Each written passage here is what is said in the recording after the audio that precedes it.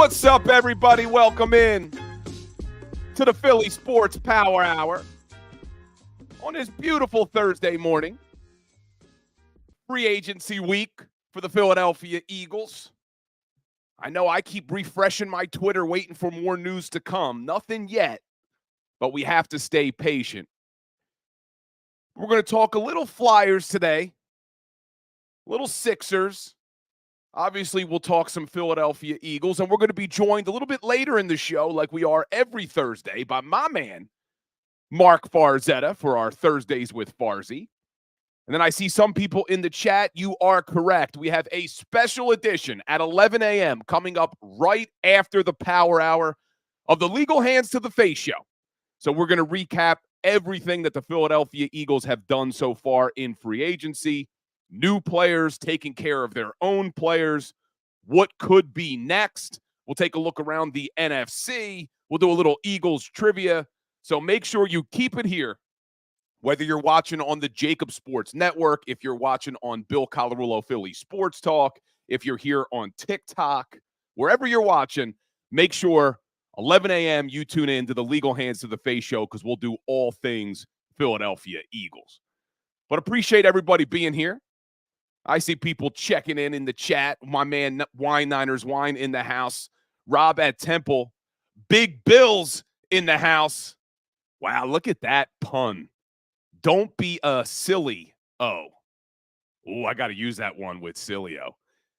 But you know Howie Roseman must be doing something right when even Silly-O is talking positively about the Philadelphia Eagles. Even Big Sills, like the Chauncey Gardner Johnson move, talks about how this is the most talented offensive huddle they've ever had. Even Sills is starting to come around. Got to start calling him Dan Spadaro. We got David Laprati in the house, flexing and stepping. Jason A-Team, Roast Pork Italian, Chuck Hutton, my man Twiz, MC, Jackson. What else we got? Decoy Gaming, Thaddeus, Joe Maddie, Crawley, Kenny, Victor. Apologize if I missed you. I see everybody checking in on TikTok as well. Appreciate everybody being here. So, yeah, just a reminder, coming up at 10:20, we will have Mark Farzetta joining the show. And then at 11 o'clock, when this show ends, we will start our free agency special for the Legal Hands to the Face show. So you get me for 2 hours today. So all good. But let's take a look.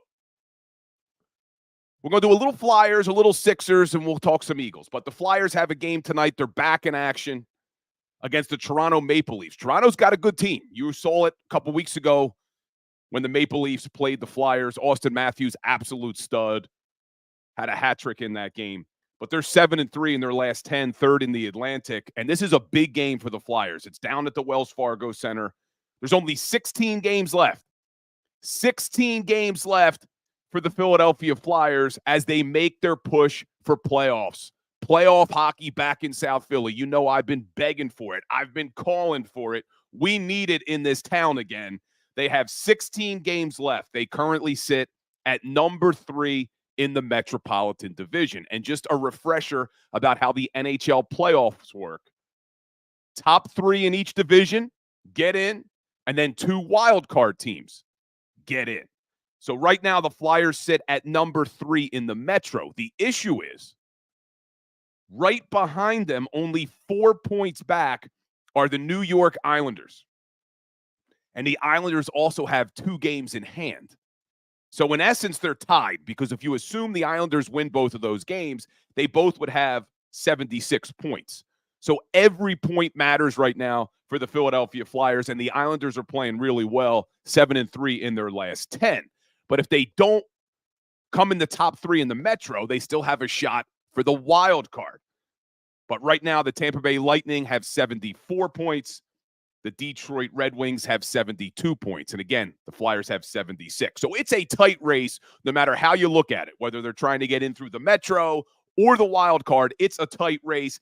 Every game matters. No John Tortorella again tonight as he finishes his suspension. But let's hope. Let's go, man. Get on that Flyers bandwagon. Every game matters. If you can get down to the building tonight, I'm sure it'll be electric. Hockey in March, man. We're March 14th, and we're talking Philadelphia Flyers, games that matter. I love it. What I don't love is the Sixers are back in action tonight. I am out on the 76ers. I am done with the 76ers. I'll keep paying attention to them because it's my job. But it's almost like you're forced to watch them. Remember see that movie Clockwork Orange when they hold his eyes open and they force him to watch until he goes crazy? That's how I feel with the freaking Sixers right now. We're forced to watch Tobias Harris. 2 points every game. It's ridiculous. But anyway, we'll watch it. Let's see if they can break 79 points tonight. Wow. Hold on. I'm on TikTok. Anthony Prestiani says the Flyers do not deserve to be in the playoffs. What, you crazy, Anthony? If any team deserves to be in the playoffs right now, it's the Philadelphia Flyers, man. How hard they play. One of the top teams in the NHL in block shots, exceeding all expectations. What are you talking about? They don't deserve to be in the playoffs. You're nuts, man. Give me a reason other than just saying something crazy. Tell me why they don't deserve to be in the playoffs. That don't make any sense to me. But anyway, the Sixers. Yeah, Chuck Hutton talking about Malcolm McDowell, a classic. Exactly. That's how I feel when I watch the Sixers. But you got 2 games in a row now that the Sixers couldn't score more than 79 points. They're in Milwaukee tonight going up against Doc Rivers. The Bucks have struggled. They had a California trip. They went 1-3 on the West Coast. So let's see if the Sixers can somehow pull out a win. The last game they played was right after the All-Star break against the Bucks. They got crushed. But somehow, some way, the 76ers are still sitting at a 6th seed in the Eastern Conference. They are still in that top 6. We just went over how the NHL playoffs work. Well, the NBA playoffs, the top 6 are in, 7 through 10 are in that play-in tournament. So we're trying to stay in that top 6, but it's not going to be easy. But the big question with 17 games left to play now is, when's Joel Embiid coming back? There was a report on Monday or Tuesday that the Sixers are hopeful he will come back for the last week of the season. Doesn't sound good to me. Doesn't sound like he's coming back. If I was a betting man, I would say he's not coming back. But if he came back for the last week of the season, I think that would allow him to play 4 games before the playoffs. So we'll see what shakes. We'll see what happens there. But I'm done on the 76ers. But let's jump over to the Philadelphia Eagles before Farzy joins the show. So let me first get this out of the way. If you don't follow me on Twitter, I tweeted this out last night. My understanding is the Chauncey Gardner Johnson deal is done. It just has not been made official yet because CJGJ couldn't get to Philadelphia. He's going to fly in later today. That'll probably get announced either later tonight or tomorrow. So my understanding is everyone can relax. CJGJ's deal is, in fact, done. They're just waiting for him to get here. There were some travel issues on why he couldn't get to town earlier because everybody was freaking out. They announced the Barkley deal. They announced the Bryce Huff deal.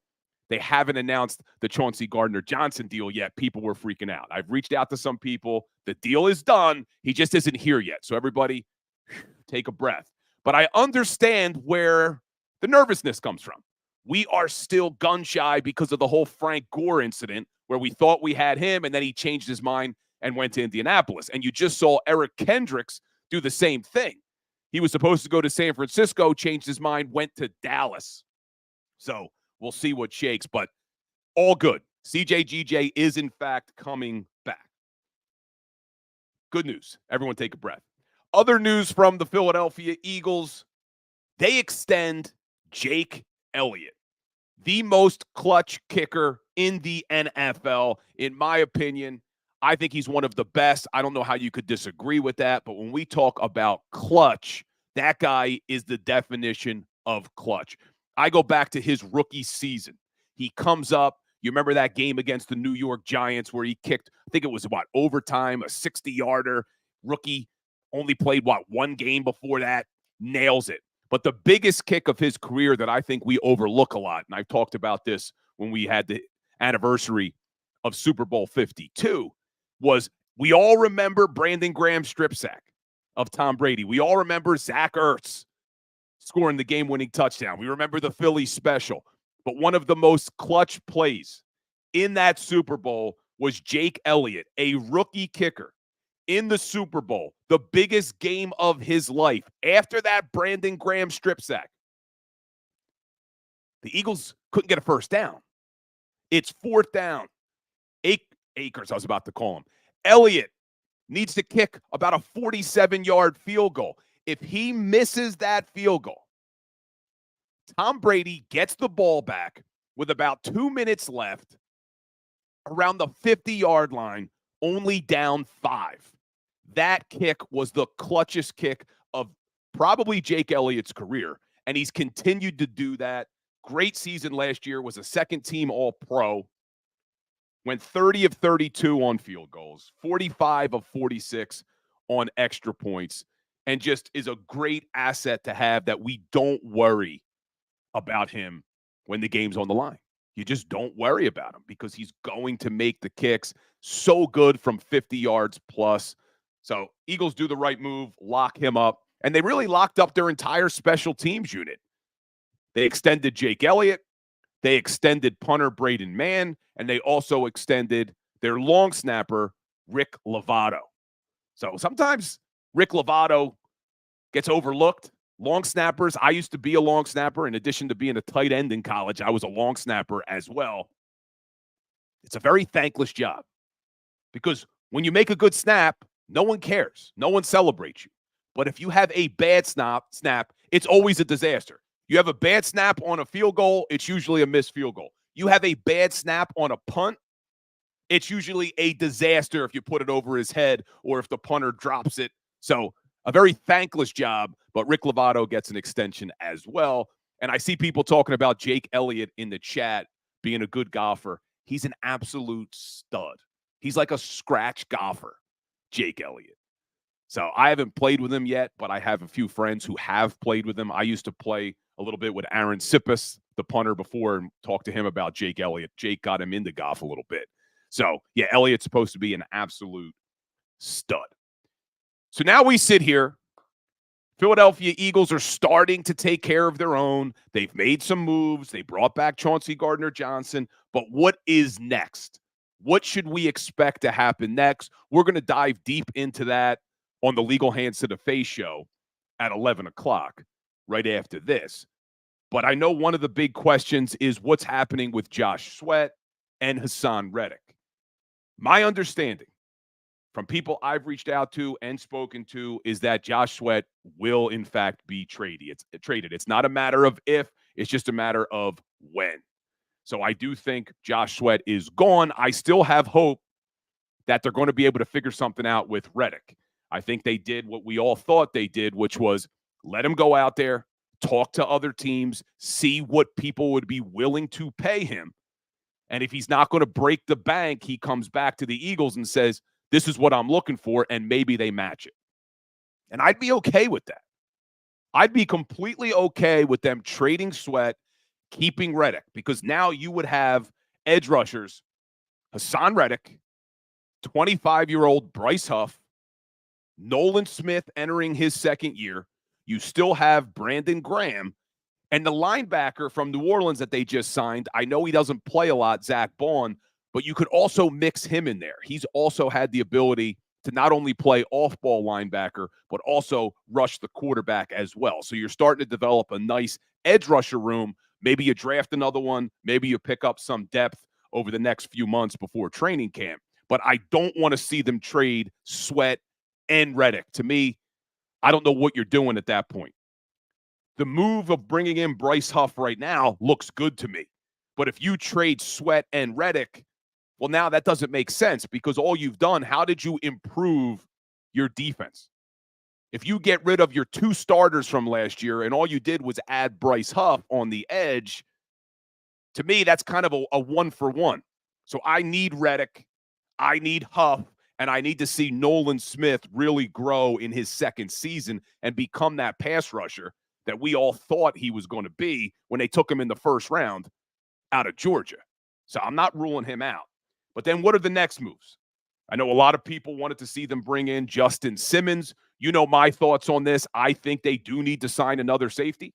I've been saying that even before they signed Chauncey Gardner Johnson, that if they did sign CJGJ, I still needed somebody else. So one of the names that kept getting floated was Justin Simmons, because we all were connecting the dots. Vic Fangio, Justin Simmons had one of his best seasons under Fangio, but our man Derek Gunn, who's usually spot on with this stuff, tweeted out last night that it looks like the price tag for Justin Simmons is going to be too high, and that the Eagles are probably no longer in the mix for Justin Simmons. So what's next? Cameron Curl's still out there as far as the last time I checked. You never know. I got to keep refreshing my Twitter because you never know what's going to happen. It could happen any second. Okay, just getting a report from John Clark. Saquon Barkley and Bryce Huff will be arriving at the NovaCare complex today, so that's good. Keep your eyes on that. And speaking of Saquon Barkley, very quickly, let's talk about James Franklin, the head coach of the Penn State Nittany Lions. What the hell are you doing, man? What are you doing? Getting the Eagles and Saquon in trouble. So if you missed it, James Franklin at his press conference talked about how Saquon Barkley is going to be really close to Penn State now that he's in Philadelphia. And James Franklin says, Saquon told me it was one of the first things Howie Roseman said to him in his sales pitch to come to Philadelphia, that he'd be close to Penn State. Well, here's the problem with that, James Franklin. During the legal tampering period that kicked off Monday at 12 until yesterday at 4 o'clock, teams are only permitted to talk to the player's agent. They're not permitted to talk to the player. So if James Franklin was in fact telling the truth that Howie Roseman spoke to Saquon Barkley on the phone, that's a problem. So did James Franklin snitch on the Eagles? Did he just put his foot in his mouth, or did he not know what the hell he was talking about? But James Franklin has enough problems getting Penn State to beat good teams. Stop getting the Eagles in trouble, man. So it's being reported now that an investigation is going to be done. So let's hope nothing comes of it. But if it was proven that they did speak to Saquon during legal tampering, they could get penalized. They would probably lose a draft pick, maybe get fined. So hopefully what the story is, and James Franklin better get his story right. Remember, I'm an attorney, so I'd be in his ear. He misspoke. What he meant was that's what Howie Roseman said to Saquon's agent when they talked, and that got relayed to Saquon. James Franklin, keep your mouth shut, man. Anyway, when we get back, we're going to be joined by my man, the one and only Mark Farzetta, right here on the Power Hour. And like I said, when this show ends, make sure you keep it here for the Legal Hands of the Face Free Agency Special Edition. I'm Bill Colarulo. We'll be right back.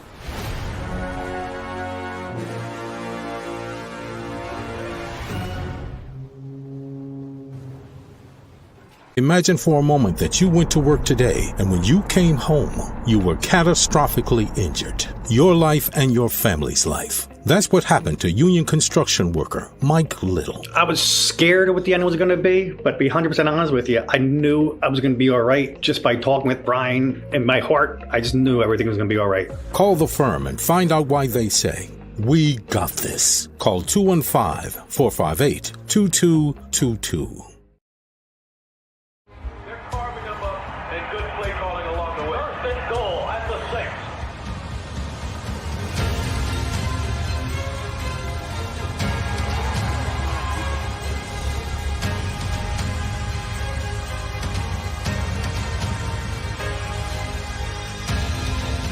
Field of life, First Trust Bank is there for you.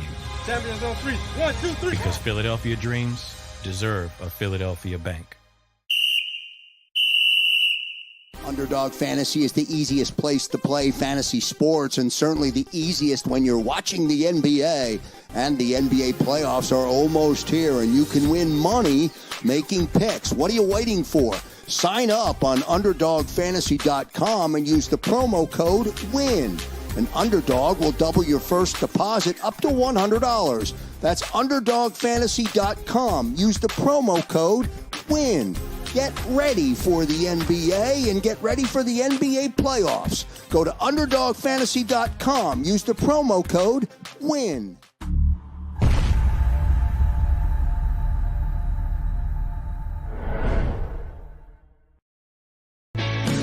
Hi everybody, my name's Jason Lombardi. I'm an inspector at DryTech.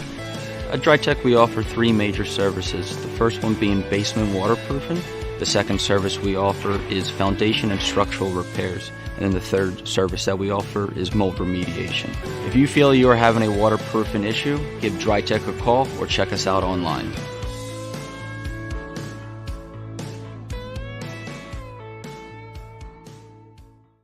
Do you stream on a Roku, Fire Stick, Google TV, or Apple TV? Now you can watch 6ABC 24/7 with the 6ABC Philadelphia streaming app. And the big story on Action News? Search 6ABC Philadelphia and start streaming today. EAGLES, Eagles.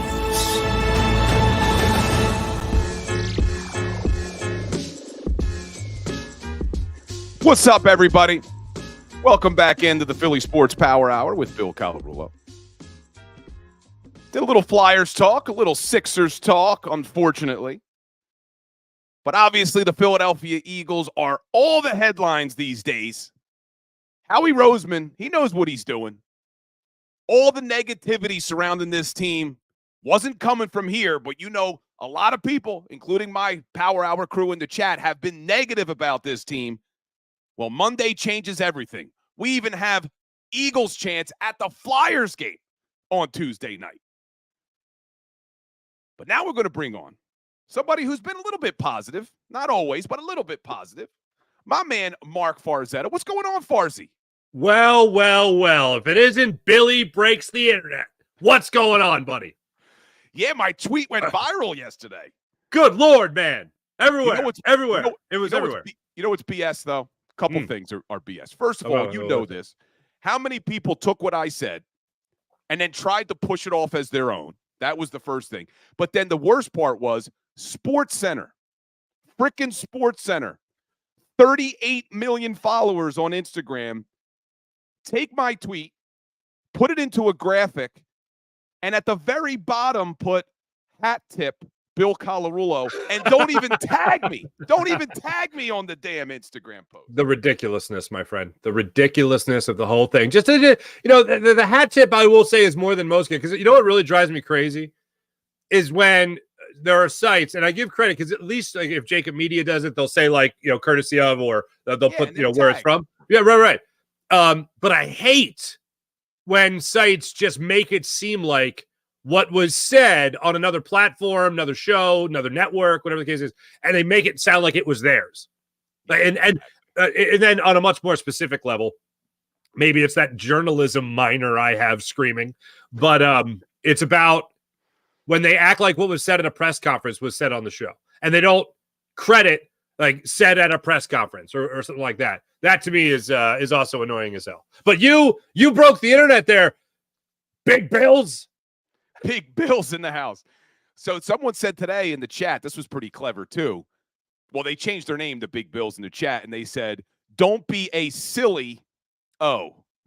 Wow, that's good. That's good. That person's clearly a father. That is that's a dad joke and a half. Yeah, that is a dad joke. Well, listen, before we get into some of the Eagles moves, and I want to talk to you about your favorite moves and all that. Before the break, I was talking about James Franklin. So are you following this?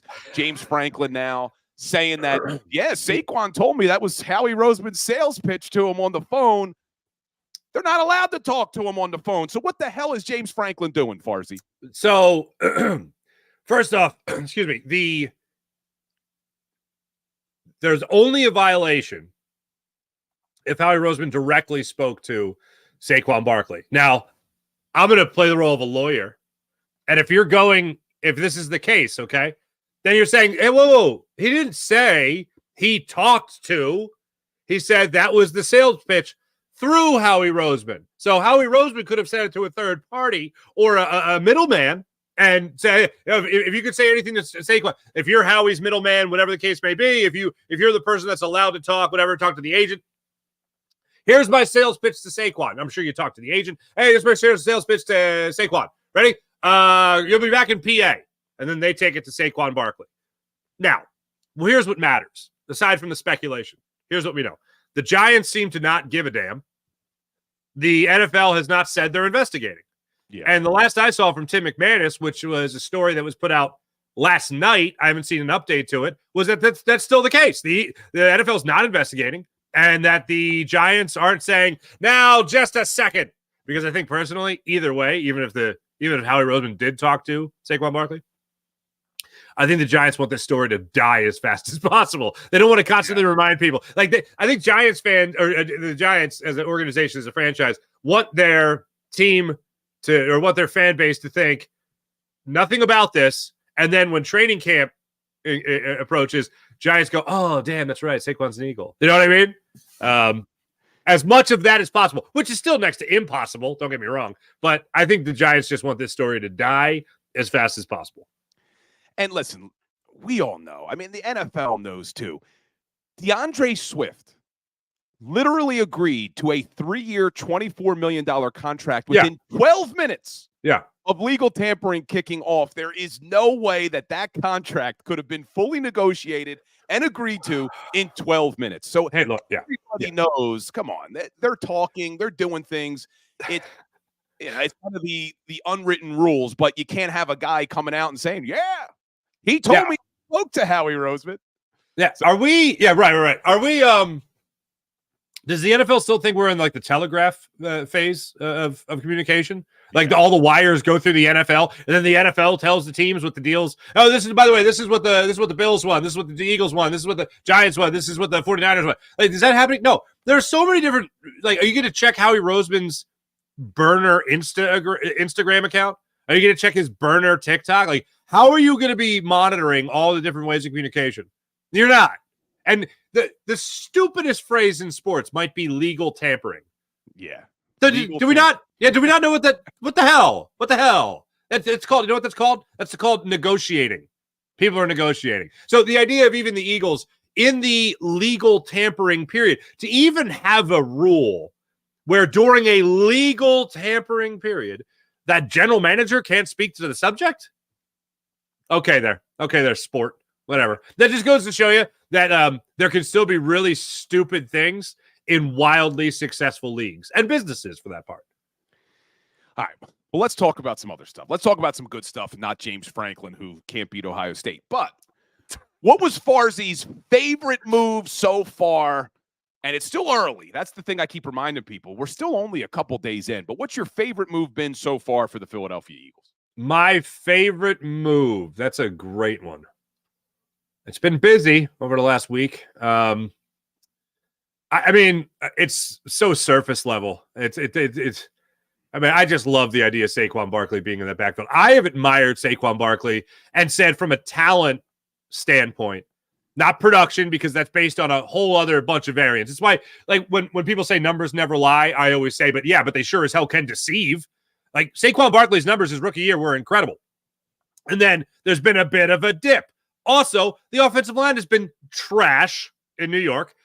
He's had 3 different head coaches, so not exactly a stable environment and not a real threat, throw the ball when it comes to a guy like Daniel Jones, okay?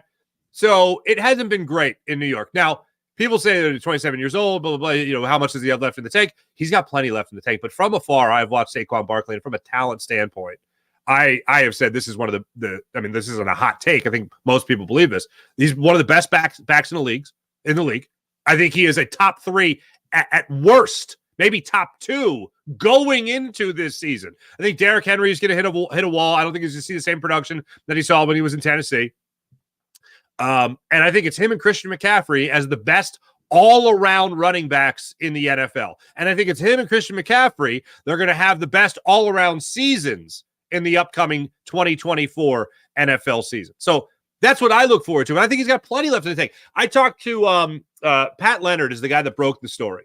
When Pat Leonard broke the story last week from the New York Daily News, when he broke the story about the Eagles being interested in Saquon Barkley, and I told Pat this. I said, I'm sorry, I didn't see that it was you that reported it initially. I saw the headline, and my first thought was, that's cute. I don't believe it, but that's cute. The Eagles are trying to drive up the price for a possible return to the Giants, maybe for the Cowboys, maybe for the Texans, whatever the case may be. And then I got a chance later in the day to click on the story, and I was like, oh, this is Pat? Oh, wait, well, okay. So I clicked, I know Pat a little bit, and I clicked on the story, and I read it, and I just went, this just to me says he talked to a credible source. I would say, someone with the agent probably, and maybe even Saquon himself, and said that the Eagles are interested. Okay, so that's still what they went out there. Then Eskin reported it. Then that clown, Mike Lombardi, he reported it like an hour or two before it happened. And I went, I still don't believe it. I'm not going to believe it until I see Cam Jurgens running down the field and 15 yards behind him is Saquon Barkley. You know what I mean? I'm not going to believe it until then. And I'm going to go ahead and say that's a lie because I now believe it because it's obviously happening. That is my favorite move. The move that I would say is my most curious, though, just to give you this as well, the Bryce Huff thing is very interesting to me. Very interesting to me. He's had he's had all the potential. He's had a lot of promise and confidence from the Jets fan base who are flipping out that they've lost him. But he's had one really good year. He's faced adversity throughout his entire playing career, from high school where he banged up his shoulder, college, to not getting invited to the combine, not getting invited to the Senior Bowl. Not drafted. Undrafted. Yeah. Essentially having to sit on the bench for almost 2 years, right? And then he comes out and he has this breakout season with 10 sacks. And this is putting him in a position to have success given his skill set, which is pass rush. So now he's going to be a full-time edge rusher, D-end, whatever you want to call it, in this Eagles defense. They used wide 9 a lot in New York with the Jets. That's something that Robert Saleh really was using. Zach Rosenblatt of The Athletic covers the Jets, was on the show this morning, and he had talked about how that's really what they like to do, and they don't like the blitz. Yeah. So he's going to be coming into a situation here in Philadelphia under Vic Fangio where it's going to be a similar case. The wide 9 of Vic Fangio, I want to see how that all meshes together, if it does here in Philly, but it certainly lends itself to the belief that with Bryce Huff, you're going to be doing it. And then on top of that, how is he going to do when you decide to put him in there on plays? The offense is going to be looking to run the ball. How is he going to perform in what I have been referring to as a great promotion? In every job you get, you work hard at this level, you perform well, you should get that promotion. This is that next level up. How will he fare in that case? So very curious about Bryce Huff, very confident and excited, and absolutely love the move to bring in Saquon Barkley to this offense. And I'll use one more quote from Pat Leonard about Saquon Barkley. Saquon Barkley is out for blood. He's out for blood. That's a quote. That's the exciting thing. I mean, it looks like he is motivated, and that's why Tiki Barber, keep tweeting at him, man. Keep doing it. Keep getting this guy fired up. So I'm expecting big things from Barkley as well. But to your point about Bryce Huff, because you make a lot of good points there, the New York Jets last year, 31st in the NFL as far as blitz rate. So you're right. They do not blitz a lot, similar to what we're going to see from Vic Fangio. Now, I'm excited about the Bryce Huff move because he's a pass rush specialist, because you can look at all the stats. He's up there with some of the best in terms of pass rush. But to me, I only really like the move if they keep Haason Reddick. What I don't want to see is them trade Sweat, trade Reddick, and now your 2 starting edge rushers are Bryce Huff and Nolan Smith, because now I'm thinking, well, I'm not sure if we're a better defense. What do you think happens with Sweat and Reddick? Reddick is back, restructured deal. Sweat is traded. I'm spot on with you, man. That's what I'm thinking, and that's what I'm hoping. Well, Bill, again, you're a brilliant man. Me and Farzy. Simpatico. Right, look at this. But when it comes to Josh Sweat, younger, more of an upside there, not going to cost you as much money. The draft capital that you could get in return isn't, doing cartwheels or anything like that, but it's still good. I would absolutely love to see what you could have in Reddick on one side, Bryce Huff, who can play both sides. I'd love to see what you have with that, and then whatever Josh Sweat could bring you in this upcoming draft. That to me screams Howie wowing all of Philadelphia. That is something that, look, the money, it's amazing. The acquisitions are great. But in terms of winning trades, I think that's something that Howie Roseman still has yet to shine, show the shine of in this offseason. The acquisitions are great. Signing free agents is great. Bringing in coordinators, great. But when it comes to pulling off a trade that makes you go, oh, damn, Howie, that's the one Howie trick he still has up his sleeve. And I'm looking forward to see how that goes on draft day. I'm looking forward to see how that goes with Josh Sweat. And maybe, possibly, why not? Let's get greedy, Bill. Let's get greedy. What they do with James Bradbury. Not that greedy. Whoa, greedy, but also reasonable. I mean, let's not get crazy here. Linebacker. Okay. If the Eagles bring in a running back and a linebacker, like a starting, proven commodity linebacker in the same offseason, I think that's just when Philadelphia implodes. I think that's when we just sink, below the Delaware River. I think that's where we go. But I do think, not happening. I do think when you look at the linebackers who are still available on the free agent market, for me, if they're going to bring somebody in here, it's probably going to have to be via a trade. I know some people are still floating the Devin White idea. I don't think Devin White has played well at all in his NFL career. We're still holding on to what he did at LSU and that he was a top 5 overall pick. He has not played well in Tampa Bay. He played next to one of the best linebackers in the NFL in Levante David, and he still couldn't play that well. So I don't want to see them sign Devin White. Wow. I think they have to make a trade. I don't know who would be available, but what I'm hoping is when we talk about Howie being Howie, trade Josh Sweat, pick up some more draft capital, and then take whatever picks you have and let's make a big move for a linebacker. Let's make a splash. Because Farzy, right now, it's Nakobe Dean, Ben Van Sumeren, and Zach Bond that they just signed from the New Orleans Saints. That can't be all they do at linebacker. It can't. Who has started 14 games in 4 years. So also not a brag when it comes to Zach Bond. That's also, when you described Devin White, that's also exactly what the Eagles are looking for at the linebacker position. I'm not making a joke. That is the joke. That's just what the Eagles have done with the linebacker position, unfortunately. But where I was going earlier with the chance of another trade is, I don't know how they do it. James Bradbury. Bradbury is not. He's playing. What are you going to get for him? Because you're really just trying to. Yeah, you're trying to get out from underneath that contract. But here's the problem: is if they do trade Bradbury, I think it's got to be post June 1st so that you can get some cap relief. Because if they do it pre June 1st, it actually will cost them more money in dead cap space. So, I mean, I guess you could structure it in a way where it's kind of a post-June 1st trade, but who would make that trade, Farzy? Who in their right mind would give up anything of value to take on that contract? No one right now. But then Howie works his Howie magic and somehow magically gets another team to agree to give like a 6th-round pick. Yeah. Because, look, what you're acquiring essentially then with that trade is whoever the Eagles take at corner in the 1st or 2nd round of the upcoming draft. That's what you're acquiring. And also giving not all the keys in the castle, but one of the keys to the castle to Keely Ringo to play opposite Darius Slay. And again, the opportunity for whoever the Eagles draft, because I do think, here's as nuts as I'll get with you as far as linebacker goes. 1st round, I think they go corner. And yes, then of course, that depends on how the chips fall. 2nd round, I think that's where they kick the tires on a linebacker. I think they could go as high as the 2nd round to bring in somebody, because that's where you're going to have most likely Edgerrin Cooper available. That's most likely we're going to have Jeremiah Trotter Jr. available. That is in that same early 2nd round, mid 2nd round. You can see those guys go there. So, and I would be completely on board with them drafting a linebacker. I really would like to see them do that. But for me, even if they were to use their number 1 pick, which they're not going to do, but even if they were to use their number 1 pick on a linebacker, I still think you need somebody who's been proven in this league, because I don't see how you go into this season with Nakobe Dean, who's still a question mark. We haven't seen him do it yet. whoever rookie was that you drafted would be a question mark. There's no guarantee that the game translates to the NFL level.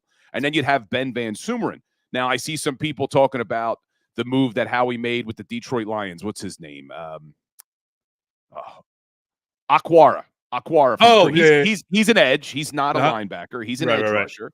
And Zach Baun, even though he has the ability to play off-ball linebacker, they're also going to probably utilize him off the edge as a pass rusher. So how do you go into a season with a rookie linebacker, Ben Van Sumeren, and Nakobe Dean? That can't be all you do at the linebacker position, even if they use the 22nd overall pick on one. I'll set a bar for you. I'm going to even give the bar a name. All right. Zach Cunningham. That's the bar. Granted, he did say he liked him too. He said he played well. Could he be coming back? Unrestricted free agent now, so anybody else could sign him. I wouldn't be surprised if there was some kind of, behind the scenes deal of, all right, look, bring whatever deal you get, bring it to us. We maybe we'll match, maybe we'll go over. Doubt it. But just, let us know. They'll be tracking that situation because I know they did like him.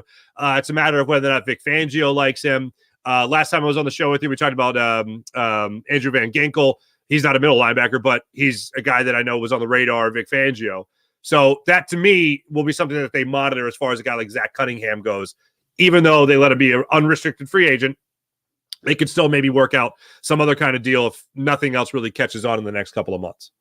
Plus, I also don't think teams are going to be chomping at the bit for Zach Cunningham, so I think he'll be available.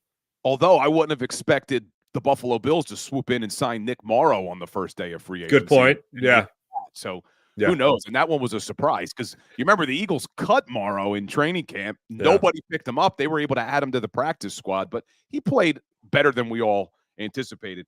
Well, let's talk about another move Howie Roseman made, bringing back Chauncey Gardner Johnson. I said earlier on the show, I know some people are worried because it hasn't been made official yet. I've talked to some people who said it's just because he hasn't been able to get here. He'll be here this week. Just made it, literally just happened. When I just looked at my phone, just made official. Okay, perfect. Yeah, so that's what I was told. Don't worry about it. It's going to be official. So that's good. What do you think of that move? Do you like the Chauncey Gardner Johnson move? I do. I like it. I'm not, again, it's not like a cartwheels move. It's not a blow away move type of thing, but it's a good move. One of the things that really intrigues me about Chauncey Gardner Johnson is, and I've said this before, if you've heard me say this before, I apologize, but I think it's a good point because I think Chauncey Gardner Johnson is the perfect example of this.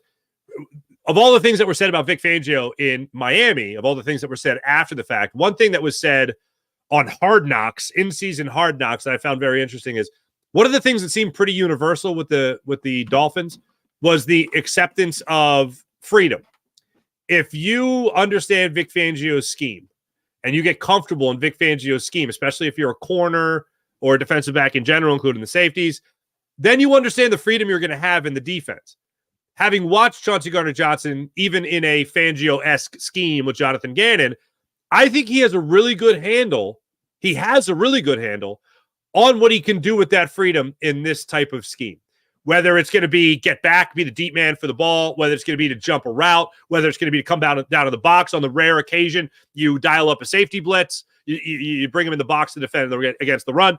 He understands the level of freedom, the boundaries that freedom has in a Vic Fangio-esque scheme. That's what I learned about him when he was here in Philadelphia, and then hearing people talk about the Miami Dolphins, hearing the Dolphins players talk about that freedom, the first person I thought of when I heard that was, CJGJ. The second thing I thought about was, he thinks we're all obnoxious and we're a bunch of effers is the name. It's never happened, Bill. Maybe you can remember. I can't remember. I can't remember a time where on his way out, a player went from loved for ripping Jonathan Gannon, like he did, and we were all on the same page there, to then calling all of us a bunch of effers and obnoxious people in Philadelphia, and then coming back. Now, it is great. Loved. Are we going to love him, or are we just happy he's not like Terrell Edmonds or Justin Evans? You know what's funny, though, is, too, if you watch the video of when CJ called the Philly fans obnoxious and I hate him, it was so kind of like nonchalant. He's playing a video game. He's just talking on the live stream. He's like, so obnoxious. I hate those people. Whatever he said. And it was so real because it wasn't like it was at a press conference or even on a podcast trying to say something to get clicks. It was like, that's truly how he felt. But hey, he apologized. He's back. I like the swagger he also brings to this defense, something I think they were missing last year. But I'm of the opinion this also can't be the only move. I don't like going into this season with just Chauncey Gardner Johnson and Reed Blankenship, because your boy Sidney Brown, who we all love, I love Sidney Brown too, he's not going to be healthy with the ACL tear. So do you think they'll do something else at safety as well? They have to. I don't know if it's going to be a headline move. It's going to be a roster, a depth move. Yeah. There's going to be some veteran available before training camp, just before training camp, and they'll go, okay, let's try this guy out, see how he does. That's the way that's going to go. Hey, real quick question for you. You mentioned the gaming thing. If you were to play one video game live online with people, like people are watching you, what video game would it be? Madden, man. Really? You go Madden? I was never the what do they even call it? Like the first-person shooter type games and all that. I only ever played growing up. I was only into the sports games. I loved Madden. I loved NHL. I loved the NBA games. I used to love but I always just played the sports games, and I loved Tiger Woods. You remember PGA Tiger Woods? Oh my that was God! Wait, hold on, with DMX in the intro. Yeah, that was such a good game, dude. I never got into any of the other like first person shooter games or the Call of Duty games or any of that. I could never get into them. Oh yeah, the Tiger Woods. You just put me in the way. Wow, my mom. What are you playing? Golf? Y'all gonna make me lose my mind? And it's like anyway. Yeah, I would be in college, Farzy. In college, we had in my fraternity house. We had a book where we would literally keep like everybody's record of Madden. It was pretty intense, dude. It was pretty intense. That's what you're doing when you're not giving battlefield tours at Gettysburg. Is that the deal? That's right, man. I playing football too. You had to host a lot, so I always had to host, recruits and stuff and take them around and put on this is a great school type deal. The crazy thing was though, the funniest one was. My coach comes to me, he says, listen, this kid, he's local. He's from the South Jersey, Philadelphia area. We really want him. I'm going to give him to you because I was a good host. And then like 10 minutes in, we find out that I used to hook up with his girlfriend. Not a great tour. That kid ended up not coming. I had to tell the coach, I'm like, look, I'm sorry, man. I did my best, but I hooked up with his girlfriend before. So that wasn't a good one. Yeah. But we digress. We're digress. What's your video game? NHL Hockey 96. Done. Oh, that was a good one. NHL Hockey, yeah. Is that the one where they would bleed? Is that the one where they would bleed on the ice? NHL Hockey 95, you'd make somebody's head bleed. 96 was like much more into the finesse. Like the movie Swingers made that video game very popular. I think in the video game, though, they played 95. The movie came out in 96. I think they played 95. There was fighting in 94. And 94 was a great one. 94 it was probably the best one ever. The one I was better at though, because you could get more in on slap shots, was 96. Wow, I am such a nerd. That's but you could get more one timer and stuff, right? Like 96, 97, the one timers would work. Yeah, they really, and then the 94, 95, all the ways to score goals worked in 96, but there were more ways to score goals in 96. That's what I remember. This is the analysis people want. I'm sorry I brought it up. But yes, that's the game. Thank you, Chauncey Gardner Johnson, for making me think of that. Yeah. All right. Before I let you out the door, though. Yeah. So what do you think is the next move? I mean, what do you think is going to be the next thing we see happen? Let me ask you this. Instead of maybe even a new player, we saw Landon Dickerson get extended. We saw Jake Elliott get extended. There's a couple other players who are entering their fourth year who are eligible, the big names, Devontae Smith and Milton Williams. Do you think those guys get extended?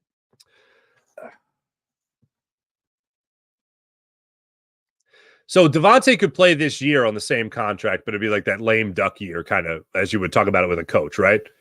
Well, they could give him a fifth-year option. So he would pick up the fifth-year option, yeah. So he would actually be under contract for the next two. They have until May 2nd, I believe, to exercise that fifth-year option. I'm going to go with Milton Williams because it's not going to be really expensive. They still need depth at that spot, especially with Fletcher Cox going down. The defensive tackle isn't screaming at you in the draft. The position itself isn't screaming at you in the upcoming draft like it is for the corner or wide receiver. So, yeah, I think Milton Williams might be the next contract that comes out.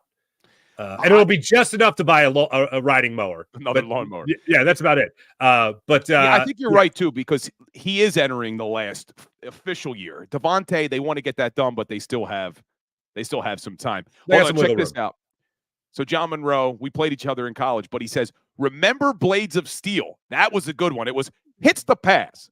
Hits the pass. Do you remember that? Hits the pass. I remember hits the pass, hit the pass, hits the pass. And then I remember it was the only game where if you lost the fight, you went into the penalty box. You lost the fight, you went into the penalty box. And I remember, and now we were a strict Sega household. Okay. So Blades of Steel was Nintendo. Okay. Blades of Steel was Nintendo. That's correct. Nintendo. Two things I remember: hit the pass, the fight, you lose, you go to the penalty box. But the other thing was, it was the only hockey game that was like a hockey game, legit. It wasn't like a hockey fighting game where it was like, like they actually included hockey, where you could start the game and practice fighting. If I remember correctly, it was the only game that you could go on, and you didn't even have to play hockey. You could just be like, "Do you want to practice fighting?" And we're like, "Yeah," and you just practice fighting. That's it. You would select practice fighting. What I remember about Blades of Steel was when it was tied, you would go to that awesome shootout. Oh, yeah. I mean, you wouldn't be able Different to skate camera up. angle? You would just stand there and shoot, and the goalie would have to do it. And then also, do you remember when it would go to intermission on the Jumbotron? Sometimes you could play games on the Jumbotron during intermission. Yeah. But, dude, that was a great game. Hits the pass. Hits the pass. Oh, God. The voices we had in the early days of, like, this, that wasn't 16-bit, but that was a great game, yeah. Dude, we may need to do a whole show just on old video games, because here's another one that I loved. NBA Jam. He's on fire. Oh, remember that one? Boom shakalaka. Is it the shoes? Yes. Oh my goodness. What a game. When I was on the radio, I talked to the guy that did the voice. Really? And that guy apparently makes I think it's a killing now on Cameo. Because I'd pay for that. I'd pay $50 for that guy to be like, such good games. It's Mark's birthday. He's on fire. Yeah. Yeah. Oh my God. Who wasn't from downtown? There was a couple people who wouldn't allow themselves to be in that game. Was Barkley one of them? Like, I can't remember. Didn't we have like terrible players? Because remember, you would only have 2 players in the original. Oh, yeah. I think it was, I think Clarence Weatherspoon and Jeff Hornacek. Yes. Who also was in it. Yeah. What was because my favorite, they were my favorite. It's because of that game and because of the first Sixers game I ever went to. Those guys were the stars.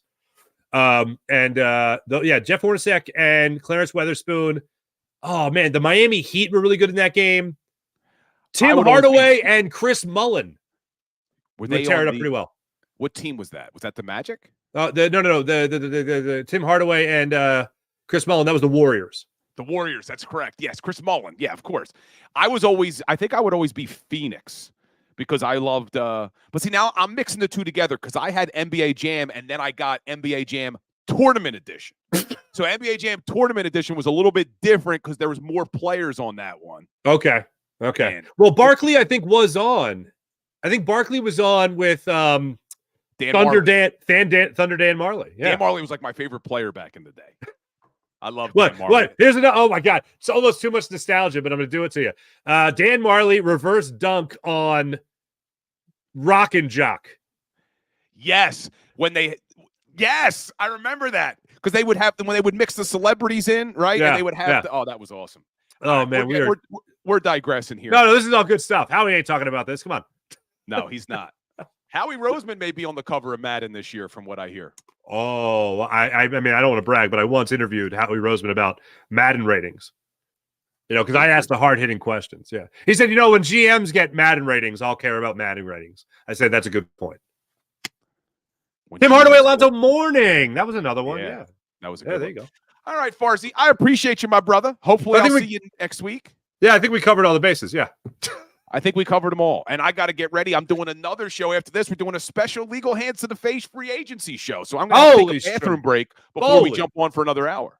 Fair enough, brother. No. All right, man. Thanks. I appreciate you, man. Have a good weekend. Mark Farzetta joining the show, our Thursdays with Farzy, which are always fun. But, man, talking some video games. Blades of Steel. NBA Jam was on Sega. Now, I said I only played sports games. The one game I did love on Sega Genesis, though, was Mortal Kombat. Get over here. The original one. What was the blood code? ABA, CABB? Was that the blood code for the original Mortal Kombat? It's crazy you remember stuff like that. I think it was ABA, CABB was the original Mortal Kombat blood code. Anyway, so Crawley's saying extend me. Well, I'll be here for another hour, man. We're going to come right back at 11 o'clock for the Legal Hands to the Face free agency show. So stay tuned. But let's take a quick look like we end every Philly Sports Power Hour. A little today in sports history. March 14th, 1954. All-time great Hank Aaron made his debut for the Milwaukee Braves in an exhibition game against the Boston Red Sox. And surprise, surprise, he hit a home run in his first game ever for the Milwaukee Braves. But this was the Philly Sports Power Hour. Like I said, we're going to end this show, but keep it here for the Legal Hands to the Face show that'll be coming up right after it. We're going to go all Philadelphia Eagles, recap everything. You may have heard some of it before because we're going to start at the beginning with all the signings, what we like, what we don't like, what could be next, all those things. Yeah, Big Chris, finish him. Man, what a good show. What a good game that was, Mortal Kombat. Anyway, hit that like button, hit that share button. I'll see you in a few minutes on Legal Hands to the Face. And as always, go Birds.